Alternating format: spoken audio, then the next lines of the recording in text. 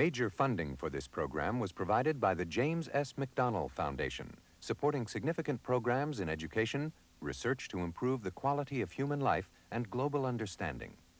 Additional funding was provided by the National Science Foundation, agencies of the United States Public Health Service, the John D. and Catherine T. MacArthur Foundation, a catalyst for change, by this station and other public television stations, and by Control Data, computer products and services for science, engineering, and business.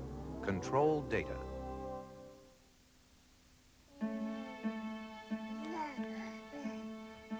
Witness the dawn of human life. These tiny bodies hold all the potential a human being can develop. Here are the roots of emotion, the seeds of intellect. Each baby is a tale about to unfold, a fantastic dialogue between gene and environment. Even now, the simple behaviors are evolving. There is laughter, fear, curiosity, a need for companionship. What might their futures hold? We don't yet know. But we are beginning to understand just how their lives take shape.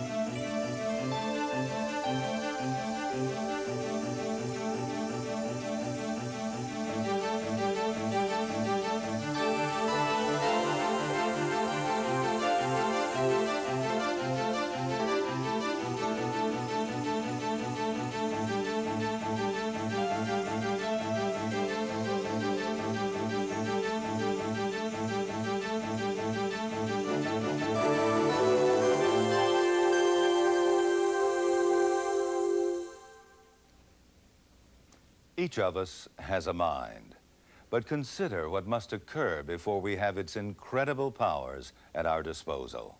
A fertilized egg must produce trillions of cells, each with its own special purpose. One group of cells must construct the brain, itself a fantastic, almost limitless network of connections. In each of us, those connections must be similar enough so that we perceive objects in the same way, understand the same symbols and language, recognize what a neighbor means by peace or honesty or pain. Yet those same connections must be flexible enough to give us each a different sense of self, a unique mind. William James once called the world of the youngest minds a blooming, buzzing confusion. But when we learned how to get into that world, we discovered order, purposeful activity, an organism beautifully adapted to survival. This is the story of how the human brain develops and the mind emerges. But it's also the story of how understanding our earliest moments of life is changing the very nature of scientific discovery.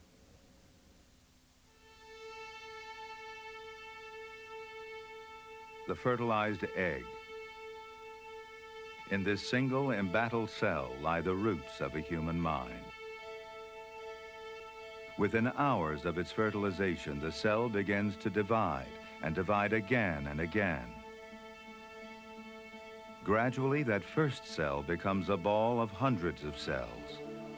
They seem identical, but hidden within them is a chemical blueprint that controls what they will become. In response to some preset biological signal, the ball folds in on itself. Cells begin to assume roles, some as muscles and bone, some as heart and liver, some as part of the nervous system. A tube begins to form, the first step in the development of the brain. As the tube grows, a layer of cells appears. It's organized into neurons, which form the basis for all functions of the brain, and glial cells, which nourish the neurons and help them migrate to their destinations. They orchestrate a pattern of development that will emerge in the first stirrings of the human mind. By the 8th week, the structure of the brain has begun to emerge. On the right, a glial cell, the glue of the brain. On the left, a neuron, the future information processor. The glial cell is sending out its fibers to find the neuron, a dance that begins a major milestone in brain development. The entire process is programmed by genes, but it's also susceptible to changes in the environment. The interaction of neurons and glial cells represents a critical period of development, a time when the brain is most vulnerable to environmental insults. Recently, attention is turned to just what those insults are and their potentially devastating effects on brain and mind. April 26, 1986. The nuclear reactor at Chernobyl in the Soviet Union suffers a disastrous meltdown. 10 months later, scientists estimated that mental retardation among fetuses exposed to the radiation could be 5 times as common as in the general population. They based their estimates on the results of a catastrophe that had taken place more than 40 years before.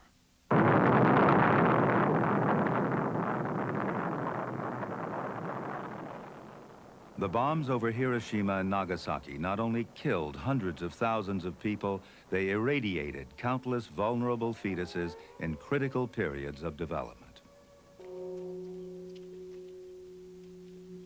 In the wake of the bombs, clues began to emerge as to just how radiation might affect the exquisite choreography of growing brain cells. This is Narumi Toda. She was born February 2nd, 1946. 6 months earlier, her mother had been half a mile from the Hiroshima bomb. Narumi is severely retarded. William Schull has been studying people like her to learn about radiation's effect on the brain. Well, the story about radiation-related brain damage actually began here shortly after the bombings. We soon recognized that children who had been exposed in utero, a small number of them, were severely retarded. The earlier analyses of the data tended to focus on conventional division of the gestational period into trimesters. We divided the gestational period into 4 intervals of time, which correspond to more or less separable periods of development of the brain. Once this was done, it became very clear that 80%, large measure, all of the cases of mental retardation occurred to women who were in a specific stage of their pregnancy. That is, the fetus was between 8 and 16 weeks following conception. Now, we know from neurobiological evidence that that period is extremely critical because 2 fundamental events are occurring. First, neurons continue to proliferate at the astonishing rate of 250,000 per minute.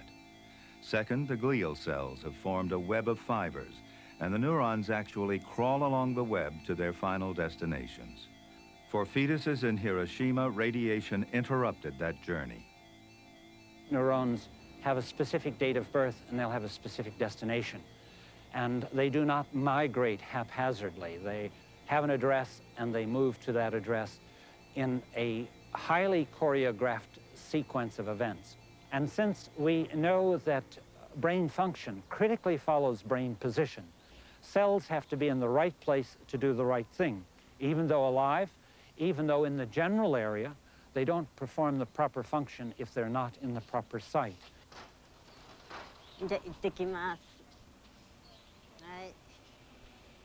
Their crucial journey disrupted, the migrating neurons probably stopped short of their intended destinations, with devastating repercussions for people like Narumi. Narumi and Tashko, 2 of the young individuals, not so young now, I keep tending to think of them as children despite the fact that they're 41 years old, were both exposed precisely in the middle of this critical period. Though retarded clinically, they are amenable to training, and they can be taught, and indeed have been taught, to do simple functions, routine jobs that don't require a great deal of cerebration of any sort, and their adjustment seems within the limits of adjusting one can do to a phenomenon like this, good. And this is perhaps all that one can possibly expect from a catastrophe not of their making. the birth and migration of neurons, two critical periods that are profoundly affected by radiation. But do other environmental insults also interfere with brain development? In 1751, William Hogarth etched Gin Lane, a portrait of despair. Among its horrors, a mother pouring liquor into a baby. Remarkably, science only began to recognize alcohol's effects on the fetus a few years ago. Fetal alcohol syndrome was discovered by a resident in our department of pediatrics in 1970. Christy Ueland was doing a study of infants who were small for gestational age, infants who were born on term but were little. And among those children, she found a few children who looked alike, who were very small, who were all retarded, and whose mothers all had a history of heavy alcohol use. Although the report met with skepticism, others confirmed that alcohol affected both body and brain. But what of the effect on the emerging mind? In Gothenburg, Sweden, Marita Aronson studied babies with fetal alcohol syndrome. She found that alcohol could cause damage in very subtle ways. Many of these children have problems. They have hyperactivity, they have impulsiveness, they have temper tantrums, they have short memory span, they have perceptual disorders. These shapes were copied by two children the same age, one normal, one with fetal alcohol syndrome. And here, a child with the syndrome who tried to draw a human figure simply couldn't stop drawing noses and eyes, a sign of damage to the frontal lobe of the brain. Angela is 3.5. She has mild fetal alcohol syndrome. Aronson has followed her case closely. She has not any grave disturbances, but she has small things that is not normal. She has very sensitive. She has bad humor.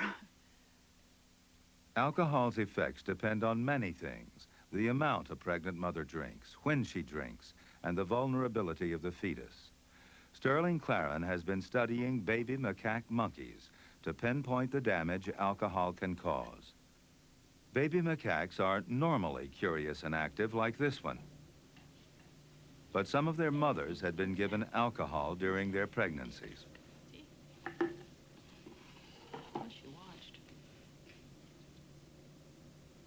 By giving different doses of alcohol to pregnant monkeys, Claren discovered something chilling.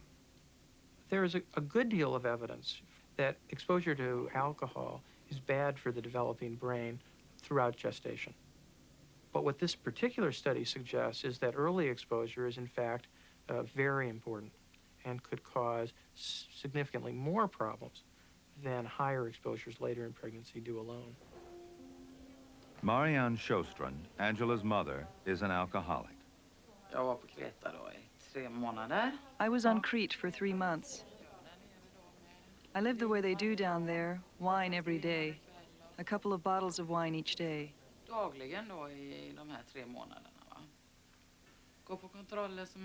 I was really concerned, though I never said anything to the midwife or anyone else. When Angela was born, she was smaller than other babies, and she needed intensive care. A year ago, Marianne gave up Angela to a foster home. They see each other once a month at the end of a 4-hour plane ride. The child who is still living by her biological parents and they are drinking, he will be double handicapped if their mother has drank during the pregnancy too. If we move the child to foster care, the damage is there for the alcohol during pregnancy, but the environment is better, so it will moderate the damage a bit. Angela! Kom gumman! Hallå! Det är klart för mamman har grav då.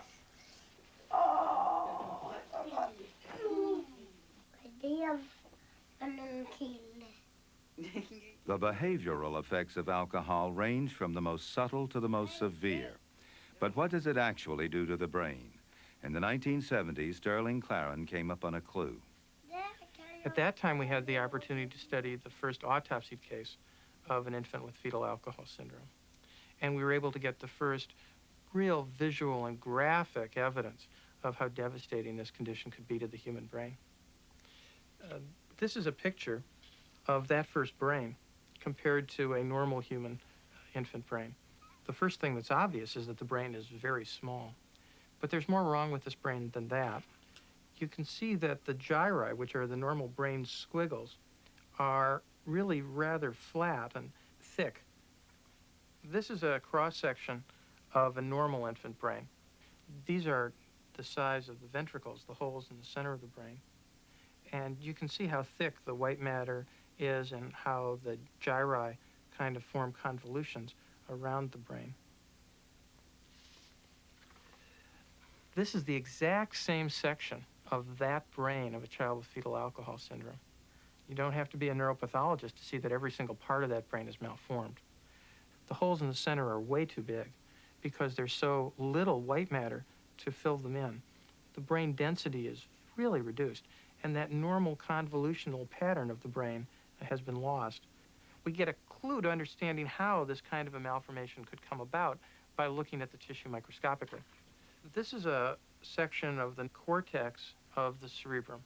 The normal surface of this brain is in fact here. And then there's this stuff that's covering the brain that looks like it's in fact erupting through the cortex. This is in fact a malformation. It's a hodgepodge of all the different cell lines, all the different brain elements that go into creating the brain. It's as if the cells of the brain, when they were migrating to their final homes, didn't know when to stop and continued right on through and erupted onto the surface through little bridges like these and just came up onto the surface and became scrambled. These kinds of heterotopias, or cell groups that are in the wrong places, are typical of fetal alcohol syndrome and would suggest that alcohol dramatically interferes with cell migrations early in brain development. Alcohol and radiation are linked by critical periods of brain development. Both kill the newly emerging brain cells. In addition, during cell migration, alcohol causes neurons to continue growing past their destinations. Radiation stops them short of their targets. Both interfere in the crucial timing of development. After migration, the process of development continues. Around the 18th week, the brain begins to stabilize itself. At 21 weeks, the auditory cortex begins to function. At 26 weeks, the visual cortex links up. Witness this microcosm of normal brain development. These three neurons are sending out fibers, trying to form a network of cells.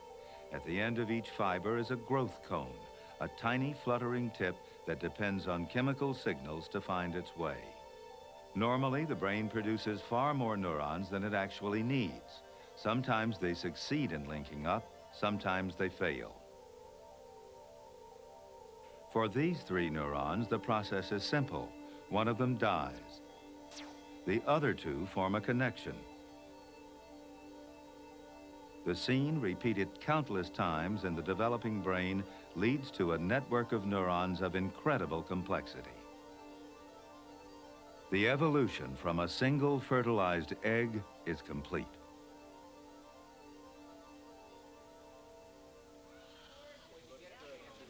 For a normal infant, the process is so smooth and continuous that in terms of the brain, birth is just a minor interruption. Your little brother's here. You gotta make sure you always hold his head. A newborn, 24 hours old. Contrary to conventional wisdom, he's already able to do extraordinary things. Well, when I was in medical school, I was told by my resident that babies really were brainstem preparations. And that's all they were really capable of. And you really had to wait for this magical time of 3 months of age, and then they became human beings. Look, I can see the tips of your fingers. They're all white. You're hanging on real strong. And it actually seemed very strange to me, because if you looked at infants and you watched babies after they were born, when they were exquisitely awake and tuned into their environment, they were responsive to their mothers, and they were turning towards sounds, and they were fixating on their mother's face. But obviously, the baby had to have the equipment well in hand before that point in time. And indeed, the equipment had to be working. In the past 10 years, we've found out just when that equipment goes to work by studying a very new phenomenon: infants who survive when born 3.5 months prematurely. For us, it's actually a privilege in that we have a very small window in terms of looking at a preterm developmental process, which we've never really been allowed to look at before. If you think about it, we have something like biological serendipity. The survival of these incredibly tiny infants is astonishing, but they still face enormous risks. Joy Williamson, born at 28 weeks gestational age, 13 weeks prematurely.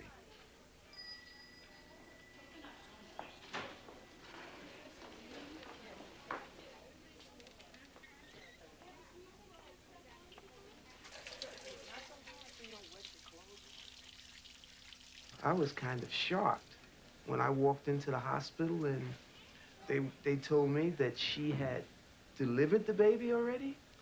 And I was expecting to find my wife sitting on a bench or someplace waiting for a doctor to see her for an x-ray or something. And they were telling me that I have a baby girl.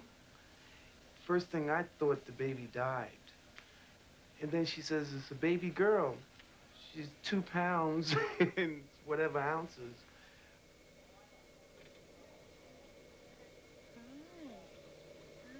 Look at you.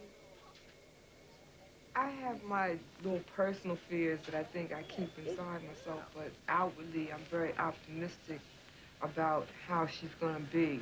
It's something that radiates from her when I see her and see her chest.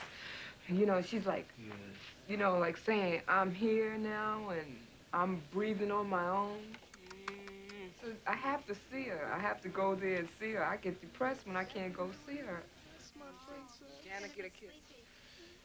In my mind, I'm saying, you know, is she gonna have any brain damage? Is there gonna be any, you know, but looking at her, her eyes almost tell me that I'm all right, Mom, you know? Cluck, cluck, cluck. You know? Yeah, she likes being upright. That's a better kind. That's it, that's okay. it. And if you look at this, watch how she... She's responding to it, too. She brightens, and then if you move it very slowly, she follows. Here we go. See how bright eyes? Something so small and tiny and living. That's the strangest part. I was just raised to believe that children that size, they didn't live or they had all kinds of complications. And I think that that's the frightening feeling that we have. No, she's not crying. No. That's just her way. When we look at Joy, we have to remember that technology has allowed us to make a survivor out of her. But the question really now is, at what risk is she surviving?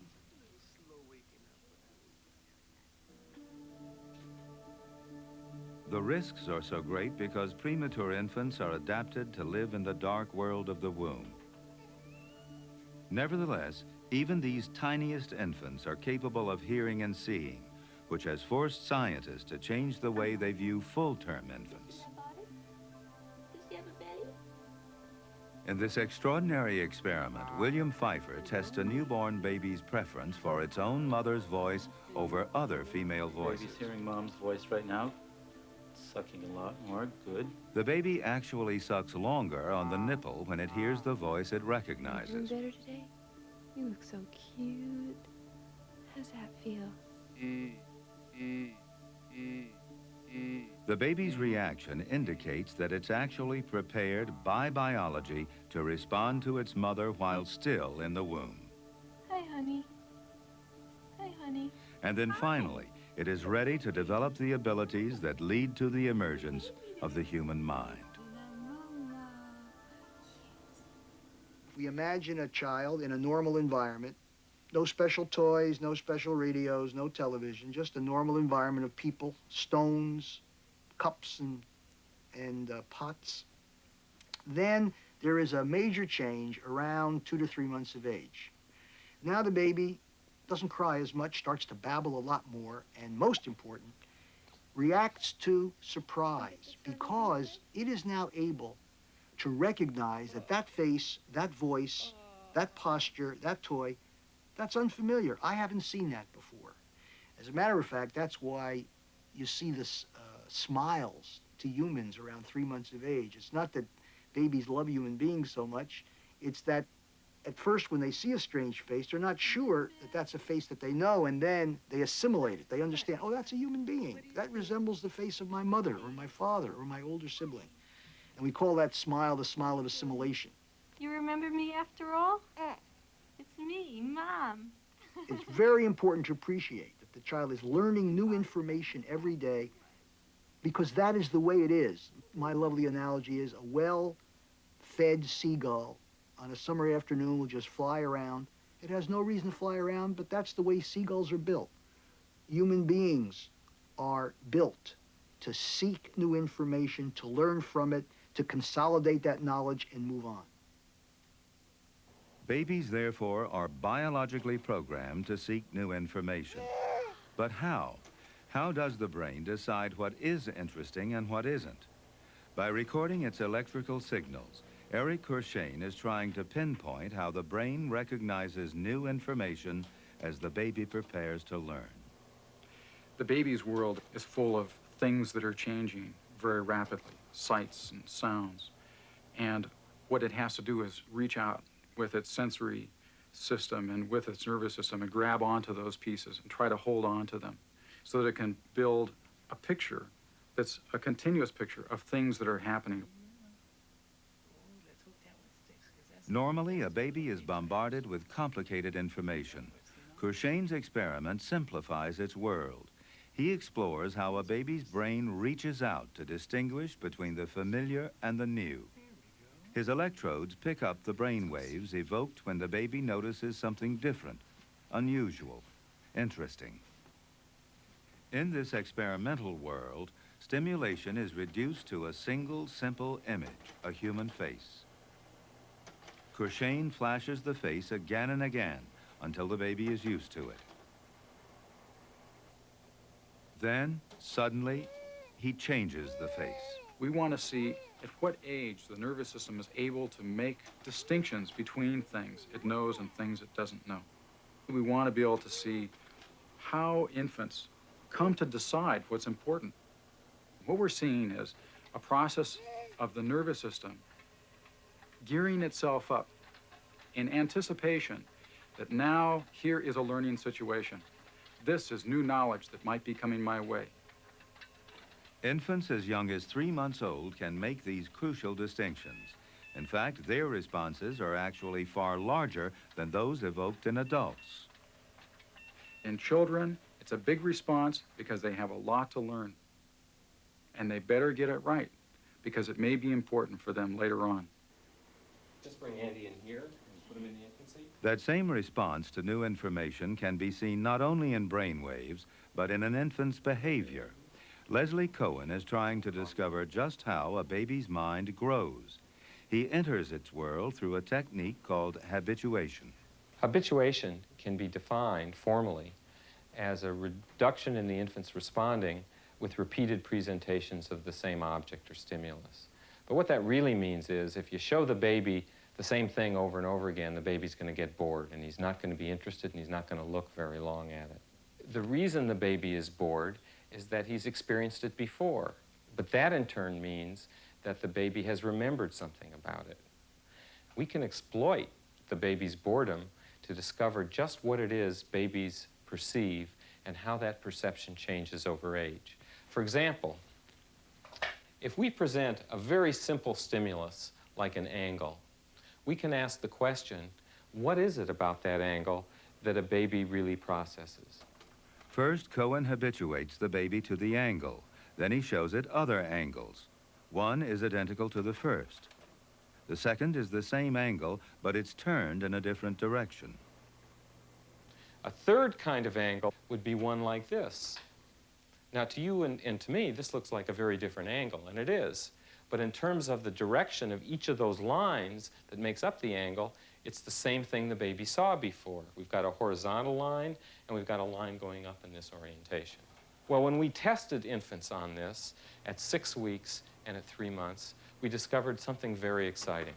those babies reacted very differently at the two ages.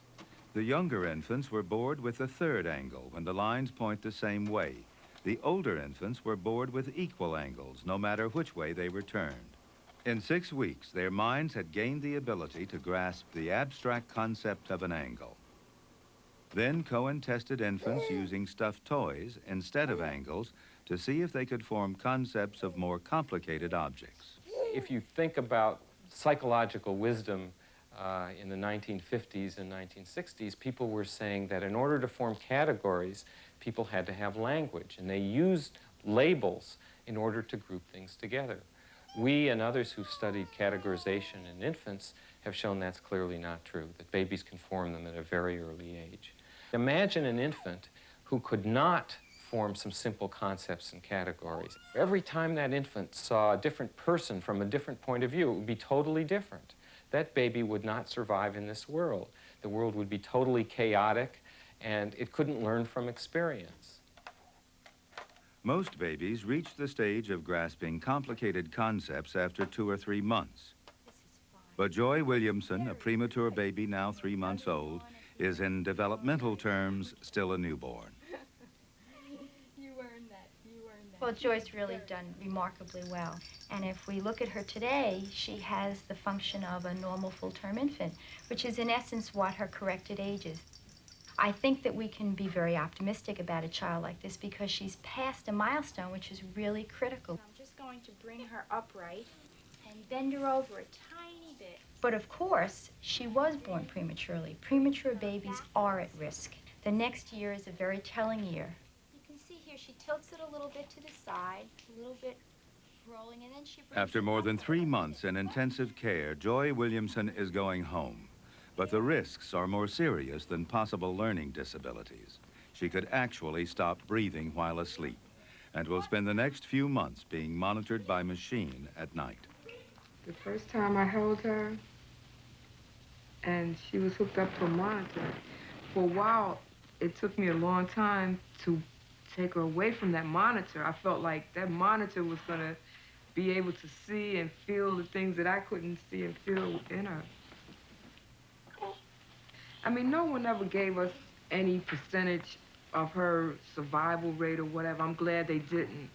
But, you know, within yourself, even though you have faith that she's strong and she's going to make it, you still be, you know, wondering what if something happens.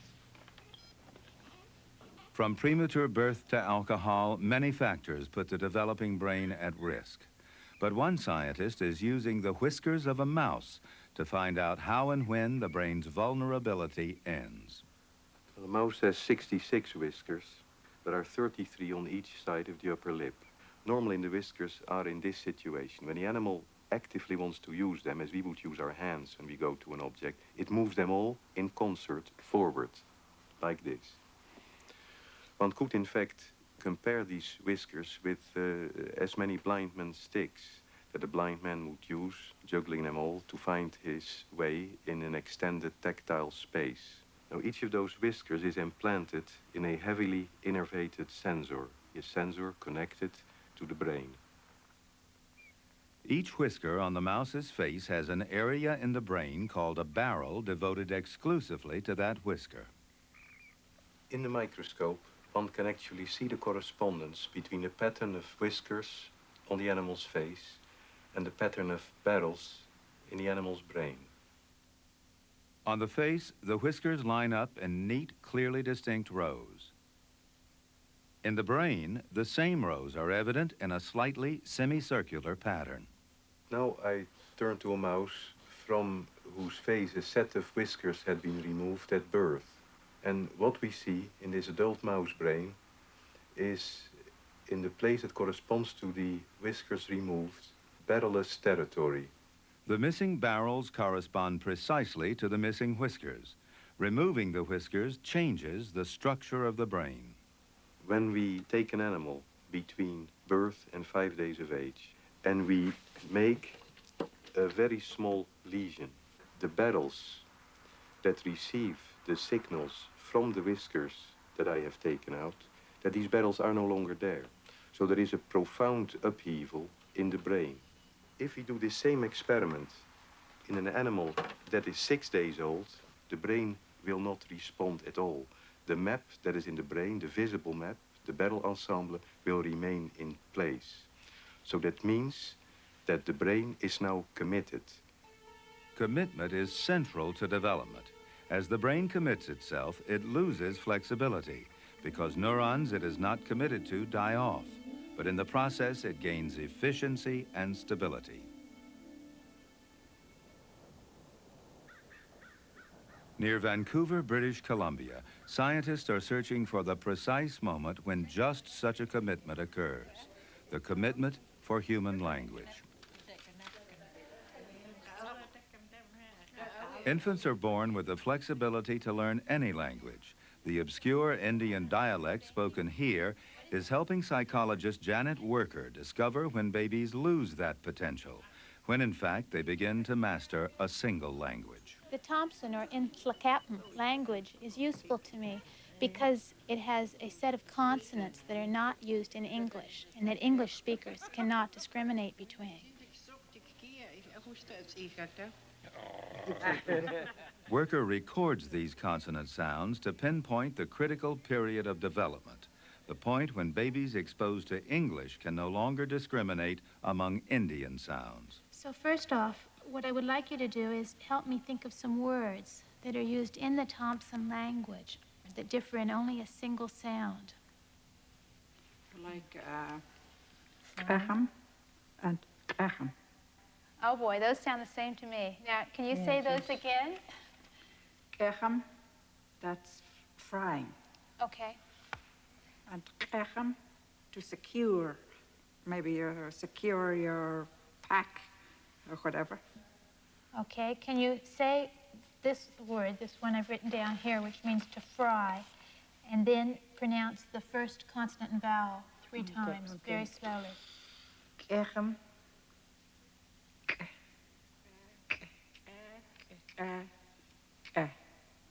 And then the other word is krechem.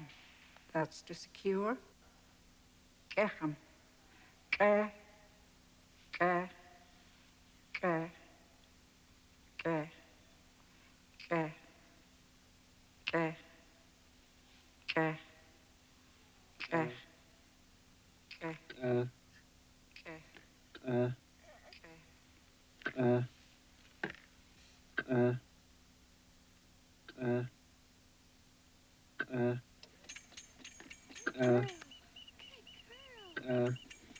We teach the baby to turn her head when the sound changes.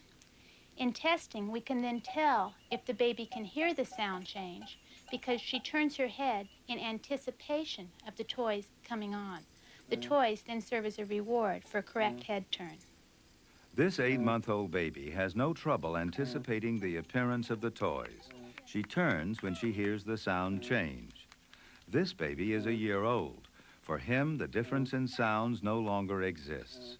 He only turns after the toys have appeared. There's a reorganization in speech perception across the first year of life so that the young infant is born ready to learn any human language. And experience then functions to narrow that universal set of abilities, that universal discriminatory ability to be specific to the particular language that the baby is learning. What do you say? Oh, Jim. Oh, good. Say it again. So the mouse whiskers may offer an explanation for what happens in humans. Exposure to the environment commits some neurons to forming useful networks. We become better at one language as we lose the ability to perceive others. The same process occurs in other areas of mind as well. Between 18 and 24 months, I believe the child, for the first time, all children with a good brain, become aware that they have intentions, that they have feelings, that they can act. It's an insight very much like that famous insight of Helen Keller when she realized that the word water applied to that experience. That's an aha experience, which I think requires the interaction of the brain, and of course living in the world. The child has to have interactions with people. But all the interactions in the world won't lead to the sense of self until you're in the middle of the second year because the brain is not yet mature. Elizabeth, who's that? Who's that? The developing sense of self can be seen in this ingenious experiment known as the Rouge test. The test's simplicity itself requires a dab of rouge and a mirror. What's that? A child 3 months old with rouge on her nose looking at her own reflection won't touch her nose because she doesn't recognize that the face in the mirror belongs to her. Neither will a child 9 or 10 months old. Kiss the baby. Kiss the baby. Oh, that's nice. But by 18 or 20 months, because the sense of self has matured, a child touches her nose. There are other signs. The child will begin to use the word I and me and my, and it won't do that before. In a wonderful demonstration by Laura Petito, who's at McGill, deaf children of deaf parents who are learning to communicate by sign language, they will make the sign for I at the same time as a hearing child will begin to touch its nose. That's a marvelous discovery, suggesting there's a timetable here.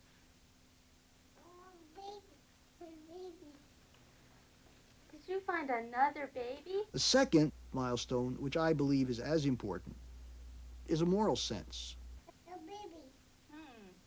Now children are bothered if they see something that's flawed, a broken doll, a broken car, paint that's peeling from a table that shouldn't have paint peeling.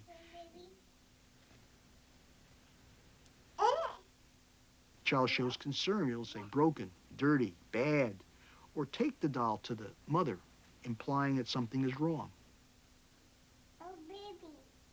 No child 12 months old will do that. And I'm suggesting that's because the child now has a primitive understanding that there is an integrity to objects, and that if the integrity is violated, somebody or some living thing has done something wrong. So a moral sense is one of the most profound accomplishments, and we should view it as just as we view singing and speaking and walking. It is a maturational milestone that will be acquired by every child as long as they live in a world of human beings. A sense of self and a moral sense, two qualities of mind programmed by biology that emerge during development. From them, other aspects of a child's behavior fall into place. You have to give her the ball now. It's her turn.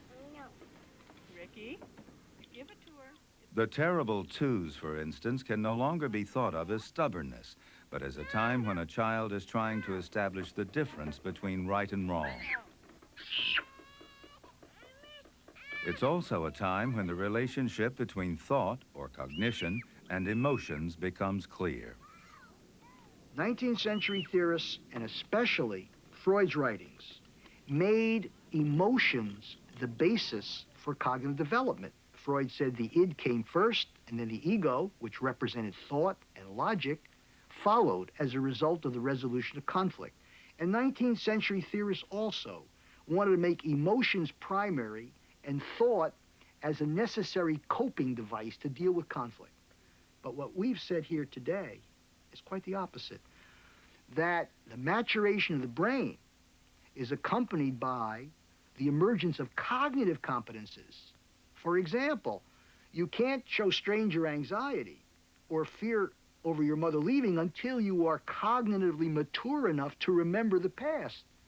You can't experience the emotion of guilt until you're mature enough to recognize that you could have done otherwise when you hurt that child. So what's very new is the fact that many of the profound emotions we experience and the conflicts we experience wait upon cognitive advances.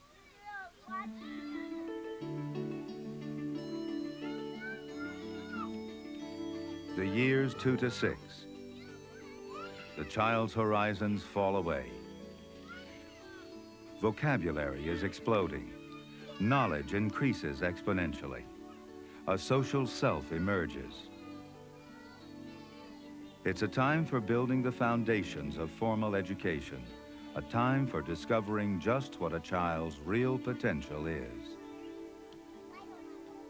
I think that the basic ingredients really are tremendous respect for the integrity of each child, a belief that each child has very special qualities and that those qualities will be expressed under the appropriate kinds of conditions. And that teaching doesn't mean directing or imposing. It really means opening up and liberating. Let's put a card space there. You want to point all card space arrows toward cards. Okay. We all live by rules, and when a child plays a game, or when a child invents a game, it's a way of trying to see what the rules are and how far one can go in one direction or another, and in general, to come to some kind of understanding of what rules are and how we live by them. A red card. 1, 2, 3, 4, 5. No! You're in the stop. You mistake. I'm here.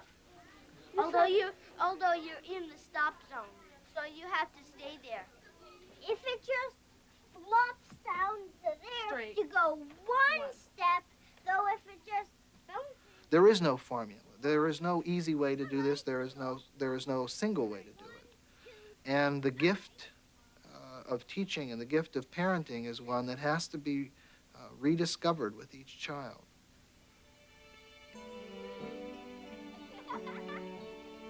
Parenting, however, is really just a part of a child's environment. It meshes with the genes to sculpt the mind. In some cases, a well-tuned environment and a child's innate potential can lead to something extraordinary. Meet Christopher Liddy, inventor. He's 7 years old. what I came up with is an invention. The tiles on the roof will keep it cooler in the summer and warmer in the winter, because you never want to have a freezing house. You never want to have a broiling house. It looks black, doesn't it? And then when you rotate it, this is the sun's summer view.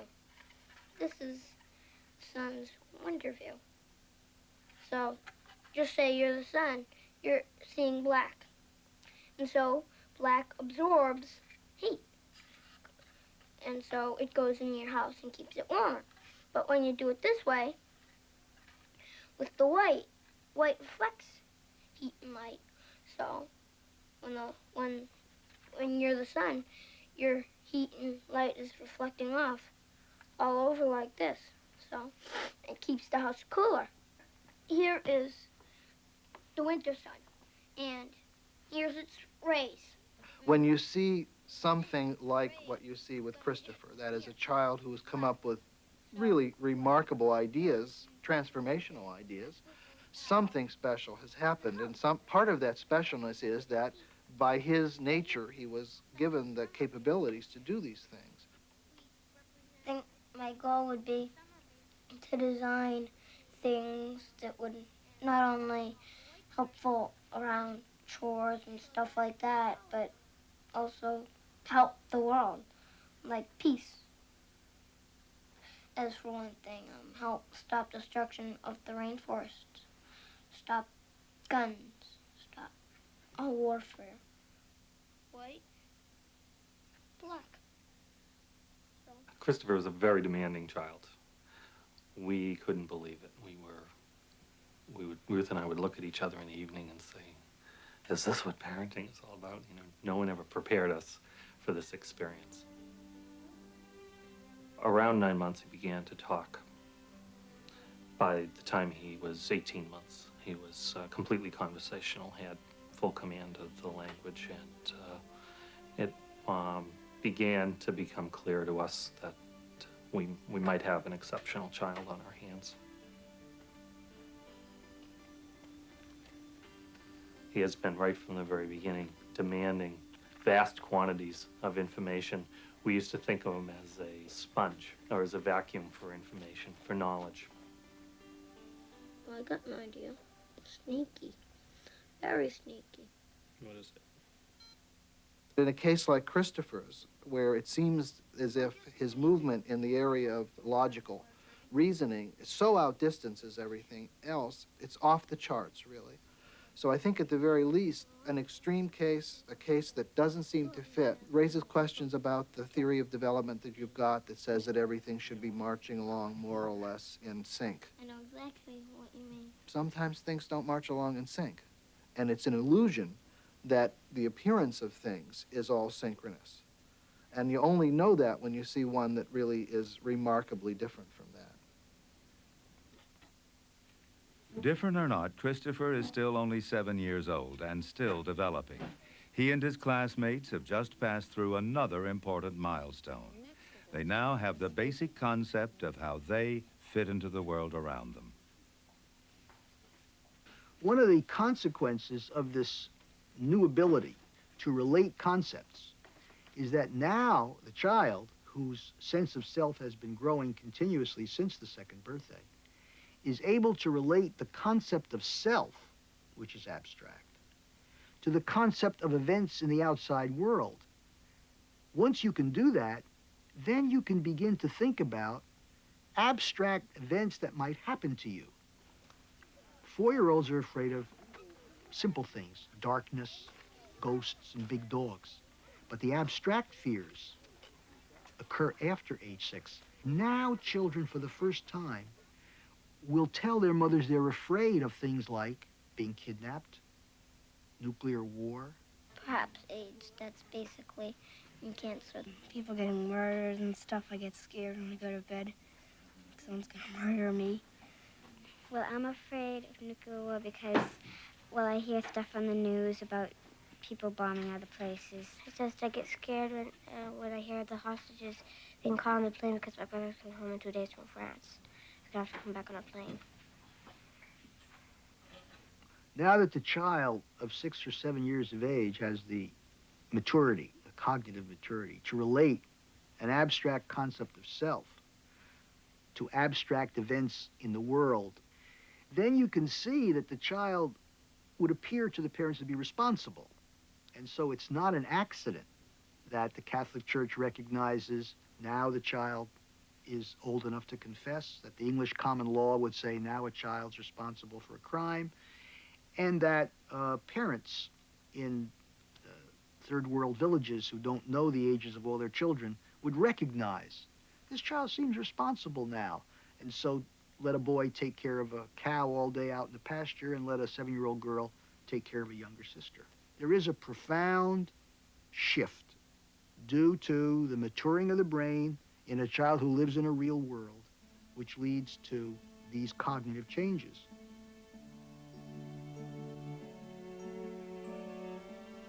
From fertilized egg to growing child, from birth and migration of neurons to the development of personality, the changes are universal.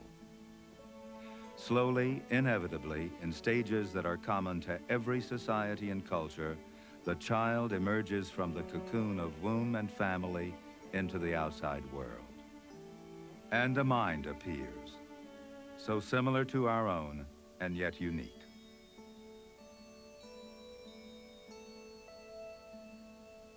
I'm always learning more about the mechanisms, the tricks, the processes of mind. I remember the moment when I was behind the one-way vision screen about 10 or 12 years ago, when we saw for the first time the child play with a flawed toy. We did not anticipate that.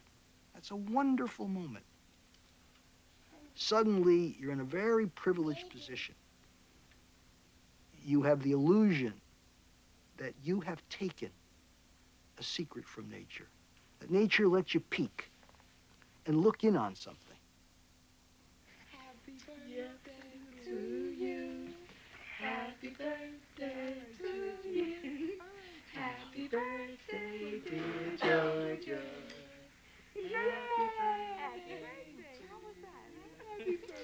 To me, it's just like every day being a miracle, because from the time that she was born, she was so tiny and so fragile. She's like our miracle child, because she had a tough time coming here, and every day it's like winning a battle for her.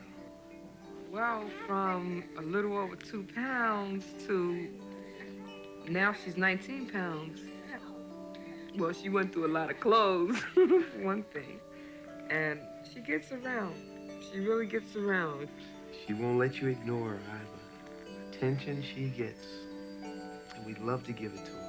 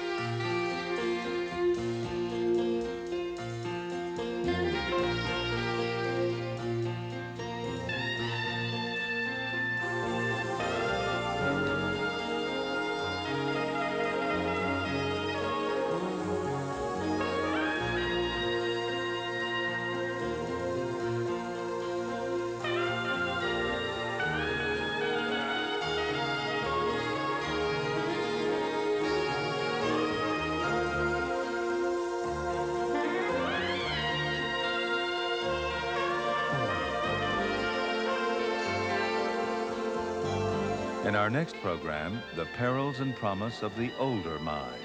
Aging, next on The Mind.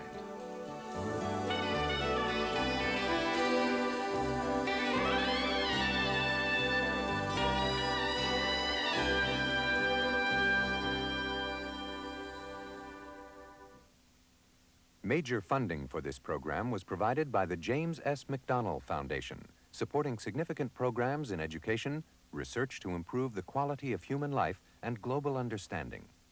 Additional funding was provided by the National Science Foundation, agencies of the United States Public Health Service, the John D. and Catherine T. MacArthur Foundation, a catalyst for change, by this station and other public television stations, and by Control Data, computer products and services for science, engineering, and business.